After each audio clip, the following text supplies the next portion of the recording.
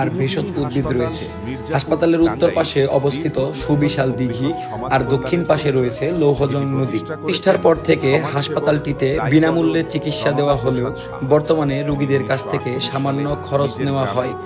তবে এখনো ভর্তি হওয়া রোগীদের থাকা খাওয়া সম্পূর্ণ বিনামূল্যে। মাসে গড়ে এখানে বহির্বিভাগে চিকিৎসা সেবা গ্রহণ করেন প্রায় 24 থেকে 25 হাজার রোগী এবং ভর্তি হওয়া রোগীর সংখ্যা প্রায় 3 থেকে 4 হাজার। বর্তমানে হাসপাতালটিতে ডায়রিয়া, যক্ষ্মা, নাক, কান, গলা, দন্ত, চোখ, মেডিসিন, অর্থোপেডিক, গাইনি, সার্জারি সহ বিভিন্ন ধরনের আধুনিক চিকিৎসা ব্যবস্থা রয়েছে। এর মধ্যে বিশেষ করে নারীদের ফিস্টুলা এবং শিশুদের তালুকাটা রোগীদের বিনামূল্যে চিকিৎসা করা হয়। শুধু টাঙ্গাইল জেলা নয়, দেশের পার্শ্ববর্তী জেলাসমূহ ছাড়াও ভারত ও নেপাল থেকেও অনেক রোগী চিকিৎসার জন্য এখানে আসেন। বর্তমানে হাসপাতালটির সেবার মান বৃদ্ধির লক্ষ্যে বেশ কিছু পরিকল্পনা গ্রহণ করা